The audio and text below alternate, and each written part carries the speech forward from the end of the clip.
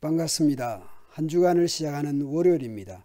삼손의 이야기가 13장에서부터 16장까지 진행됩니다. 먼저 삼손의 출생을 말씀하고 있는데요. 삼손 이야기의 시작점을 다시 봅시다. 다시 악을 행하는 그 공동체를 어떻게 성경은 부르고 있습니까?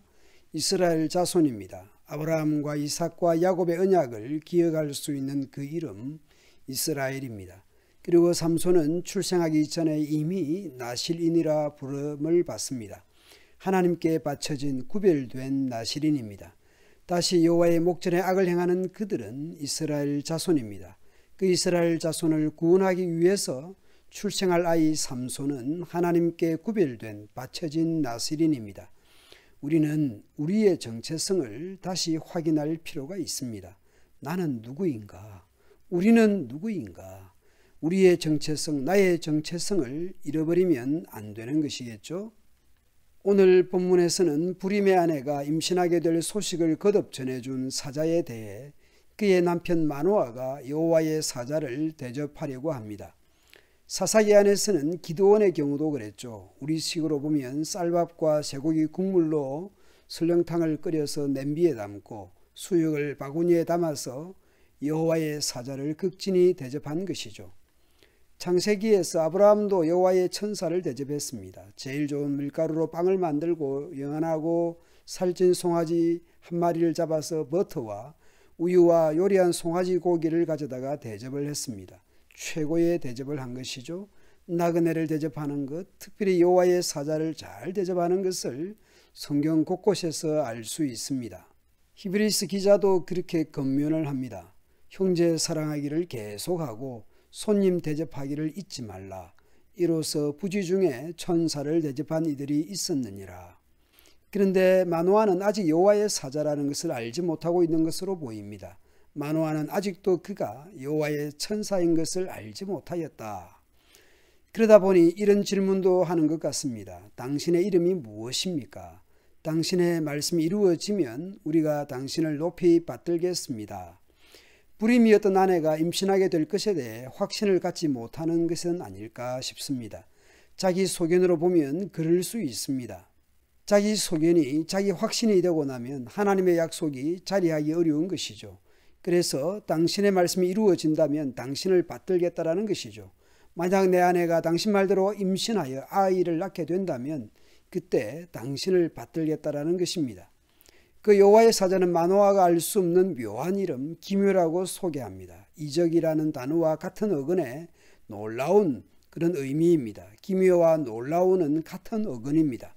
마노아가 염소와 곡식 소재물로 바위 위에서 여호와께 드렸는데 마노아와 그의 아내가 지켜보는 가운데 제단에서 불꽃이 나와서 하늘로 치솟고 여호와의 천사가 그 불꽃을 타고 하늘로 올라가는 놀라운 기묘한 일이 일어납니다. 두 가지 기적이 일어난 것이죠. 하나는 마노아가 드린 제물이 하나님께 드림이 되었다는 의미로 제물이 탔고, 그리고 그 불꽃을 타고 여호와의 사자가 하늘로 올라간 것입니다. 이것을 본 마노아와 그의 아내는 얼굴을 땅에 대고 엎드렸습니다. 여호와의 사자가 다시 나타나지 않자 마노아는 그분이 여호와의 사자인 줄로 생각하게 됩니다. 곧 아내의 출산 예고, 수태고지를 확신하게 하는 것입니다. 나아가 마노아 부부가 여호와의 말씀대로 순종해야 하는, 곧 삼손을 나실인으로 키워내야 하는 그런 확신을, 그런 순종을 다짐해야 하는 것이기도 합니다. 그런데 마노아의 반응을 보십시오. 마노아는 자신들이 죽을 것을 확신합니다.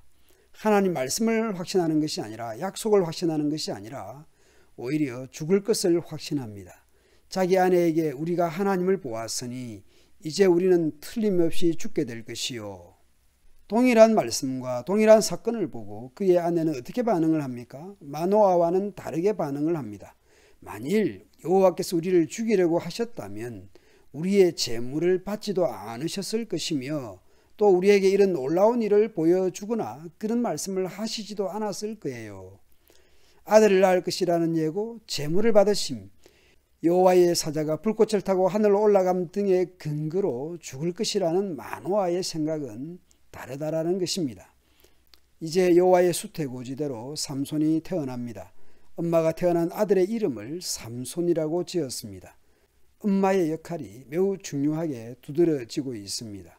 하나님께서는 축복하셨고 여호와의 성령께서 삼손에게 감동시키기 시작합니다.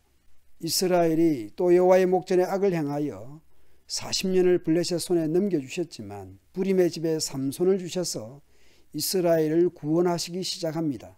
부르짖지도 않았고 고통 중에도 하나님을 찾지 않는 그들을 구원하시기 위해서 삼손을 보내십니다.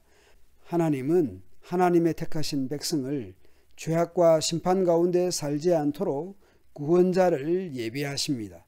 물론 삼손은 완전한 구원자로 완전한 나시린으로 살아내지 못합니다. 이스라엘 백성도 그렇고 삼손도 그렇습니다. 오늘 본문은 마치 가브리엘이 마리아에게 했던 수태고지와 예수님이 요단강에서 세례를 받으실 때 성령이 비둘기같이 임하신 사건을 떠올리게도 합니다. 우리가 죄인인 줄도 알지 못하고 구원의 필요성도 모를 때에 예수님의 오심과 죽으심으로 우리를 구원하신 사건을 떠올려 봅니다. 성탄절이 한 달도 남지 않았습니다. 이 땅에 구원자로 오신 예수님, 구원의 필요성도 죄인인 줄도 모르고 어리석고 무지하면서 죄와 허물 가운데 죽을 수밖에 없었던 인생을 구원하시기 위해서 오신 예수님입니다. 다가오는 연말 성탄절을 우리가 생각하면서 그 예수님을 찾고 경배하고 묵상하는 이 아침이 되면 좋겠습니다. 이미 예수 그리스도를 믿는다면 신자다운 자세와 반응과 마음가짐으로 오늘도 살아내면 좋겠습니다.